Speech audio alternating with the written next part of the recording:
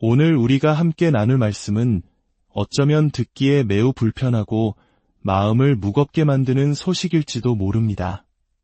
하지만 이 어둡고 절망적인 소식을 정면으로 마주하지 않고서는 우리가 받은 구원의 은혜가 얼마나 찬란하고 위대한 것인지 결코 깨달을 수 없습니다. 이 깊은 진리의 말씀을 통해 우리를 향한 하나님의 놀라운 사랑을 발견하는 시간이 되기를 소망합니다. 본격적인 이야기에 앞서 만약 이 말씀이 여러분의 영혼에 울림을 준다면 조용히 구독과 좋아요를 눌러주십시오. 여러분의 작은 손길이 이 생명의 복음이 더 많은 영혼에게 닿게 하는 귀한 통로가 됩니다. 이 복음 전파의 여정에 동참하시는 모든 분들 위해 하나님의 평강이 함께 하시기를 기도합니다. 오늘 우리는 로마서 3장 9절에서 18절의 말씀을 통해 사도 바울이 모든 인류를 향해 내리는 최종 변론의 절정을 마주하게 됩니다. 그는 이방인과 유대인, 세상의 모든 사람을 하나님의 심판대 앞에 세우며 그 누구도 자신의 행위나 자격으로 하나님 앞에 의롭다 함을 얻을 수 없음을 선언합니다. 이것은 마치 거대한 오케스트라가 격렬한 연주 끝에 모든 악기가 일순간 침묵하며 최고의 긴장감을 만들어내는 순간과도 같습니다. 우리는 오늘 이 말씀을 통해 가장 낮은 곳으로 내려가 하나님 앞에서 우리의 본래 모습이 어떠한지 그리고 우리가 마땅히 받아야 할 것이 무엇이었는지를 깨닫게 될 것입니다. 이것을 신학적인 용어로 전적 타락 혹은 전적 무능력 교리라고 부릅니다. 어떤 이들은 근본적 타락이라고도 표현합니다. 여기서 우리가 잠시 짚고 넘어가야 할 것이 있습니다. 지금 우리가 다루는 것은 로마서 5장에서 아담과 함께 시작될 원죄 교리와는 조금 다릅니다. 오늘 우리가 마주할 진리는 죄가 우리의 존재 모든 영역에 얼마나 깊숙이 스며들어 있는가에 대한 것입니다. 이 교리를 올바르게 이해하는 것은 왜 중요할까요? 이것은 단순히 책상 위에서 논의되는 추상적인 개념이 아니기 때문입니다. 이 진리는 우리의 삶 모든 영역에 지대한 영향을 미칩니다. 첫째로, 자녀를 양육하고 훈계하는 방식에 영향을 줍니다. 만약 인간의 본성이 기본적으로 선하다고 믿는다면 우리는 자녀의 잘못된 행동을 그저 미성숙함이나 교육의 부재로 여길 것입니다.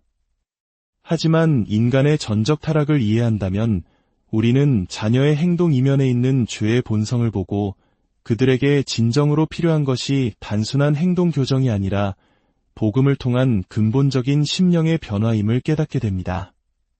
둘째로, 이것은 사회와 국가를 바라보는 관점에도 영향을 미칩니다.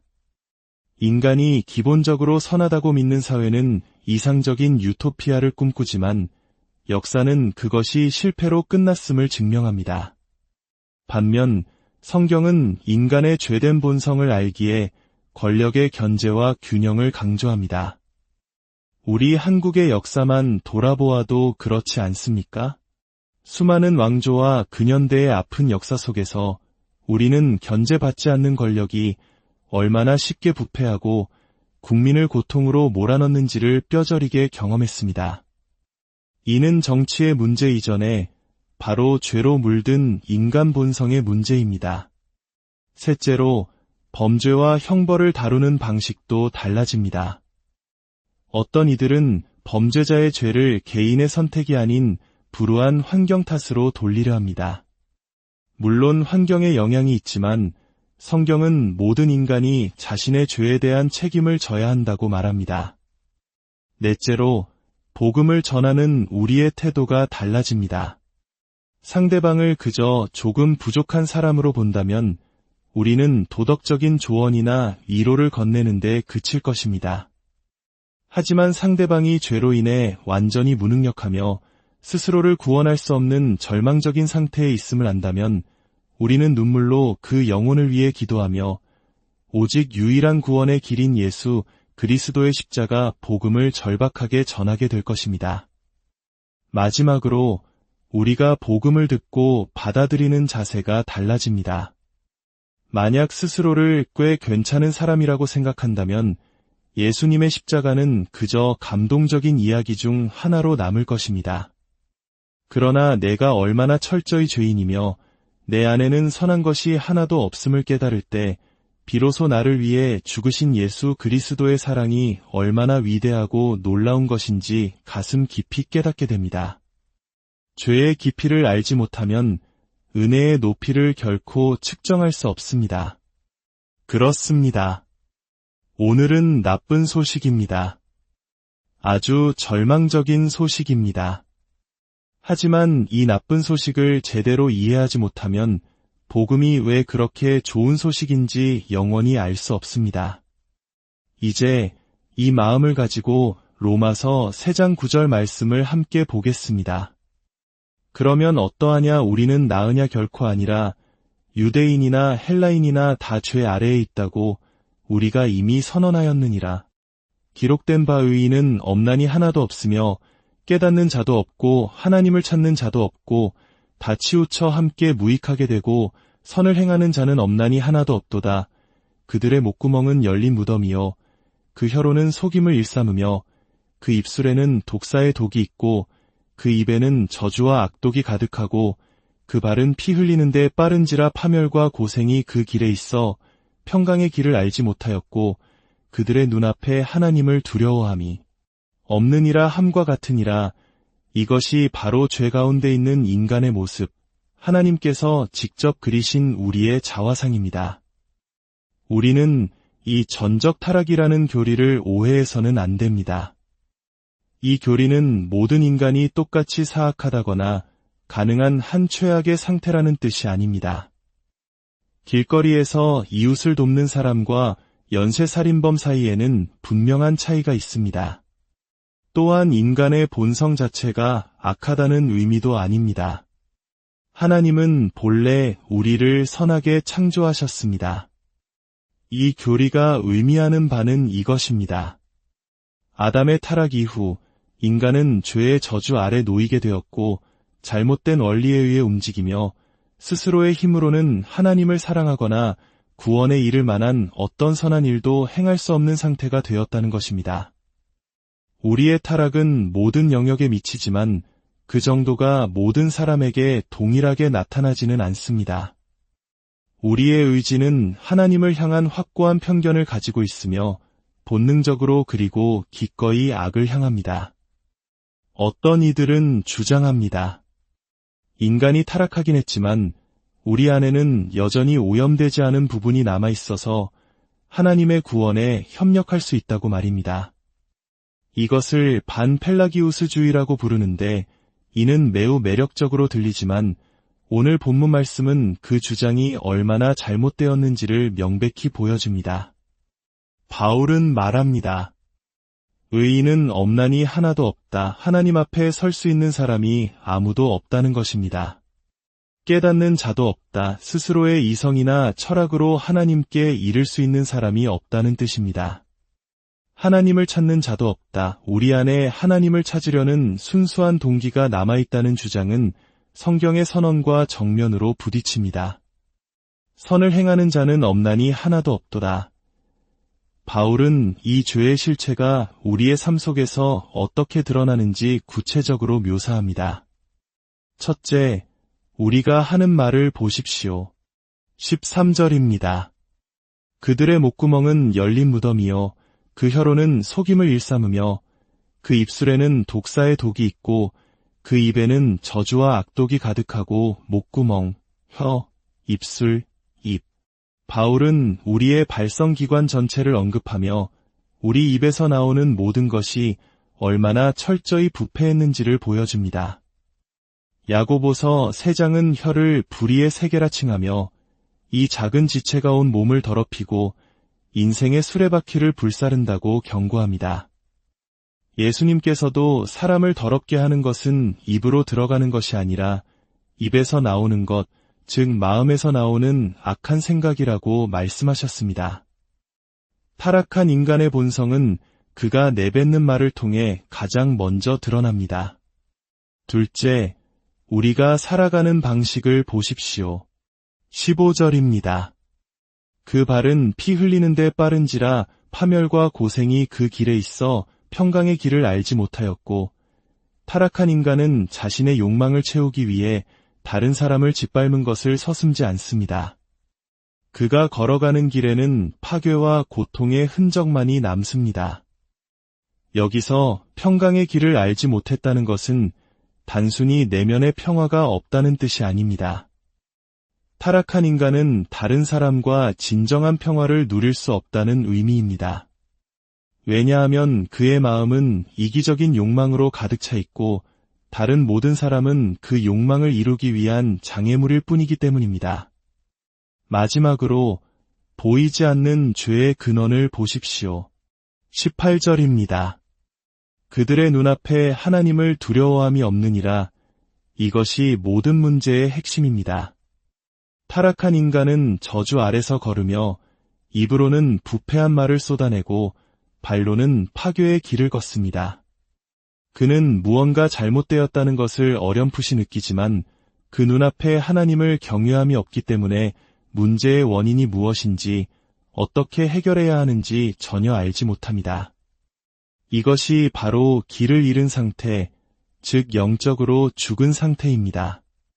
우리는 이런 상태에 있는 사람을 교육이나 논쟁이나 훈련으로 바꿀 수 없습니다.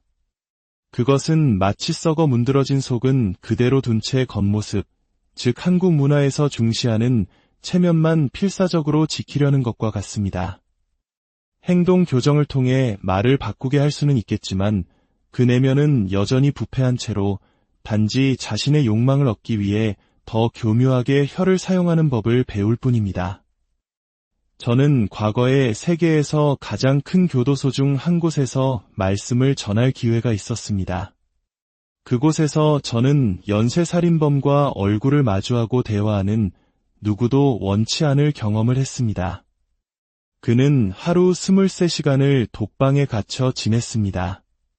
저는 피 흘리기에 빨랐던 그의 발에 대한 이야기를 들었고 열린 무덤과 같았던 그의 목구멍에서 나오는 말을 들었습니다.